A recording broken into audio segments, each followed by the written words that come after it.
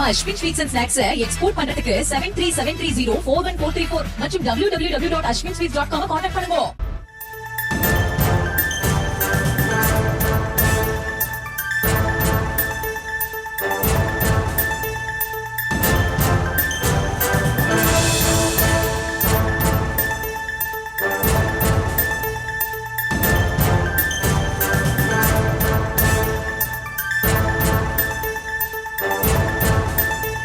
என்றால் புதுமை பெண் திட்டம் தான். பெண் கல்விக்கென்று புதுமை பெண் திட்டத்தை நாட்டுக்கே முன்னோடியாக கொண்டு வந்தார் நம்ம சிஎம். இப்ப அந்த புதுமை பெண் திட்டம் மாபெரும் வெற்றி அடைந்துள்ளது என நாம் சொல்லவில்லை, யூனியன் கவர்மெண்ட் சொல்லி இருக்கு. நம்ம தமிழ்நாட்டுல ஸ்கூல் முடிச்ச அப்புறம் காலேஜ்ல சேர்க்கிற பெண் பிள்ளைகளோட எண்ணிக்கை அதிகமாகி இருக்கிறதா the unified district information system for education plus, அதாவது இந்திய ஒன்றியத்தின் பள்ளி கல்விக்கான தகவல் அமைப்பு சொல்லியுள்ளது. காலேஜுக்கு போற பெண் பிள்ளைகளின் சதவீதம் 2020-21 கல்வியாண்டில் 49.8% இருந்தது. அதுவே புதுமை பெண் போன்ற பெண்களுக்கான முன்னேற்ற திட்டங்கள் செயல்படுத்தியதற்கு பிறகு 2024-25 கல்வியாண்டில் 26% அதிகரித்துள்ளது. இந்திய ஒன்றியத்திலேயே தமிழ்நாடுதான் இதில் முதலிடத்தில் உள்ளது. ரொம்ப எளிமையா சொல்ல வேண்டும் என்றால் இதுதான் திராவிட மாடல். இதுதான் திராவிட மாடலின் ரியல் சக்சஸ் ஸ்டோரிஸ். திராவிட மாடல் 2.0 ஆட்சி விரைவில் தொடங்க உள்ளது. அப்போ 100% பெண் பிள்ளைகள்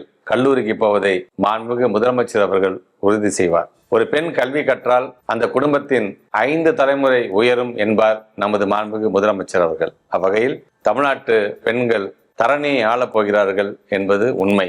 அனைத்து பெண் பிள்ளைகளுக்கும் வாழ்த்துக்கள். நன்றி.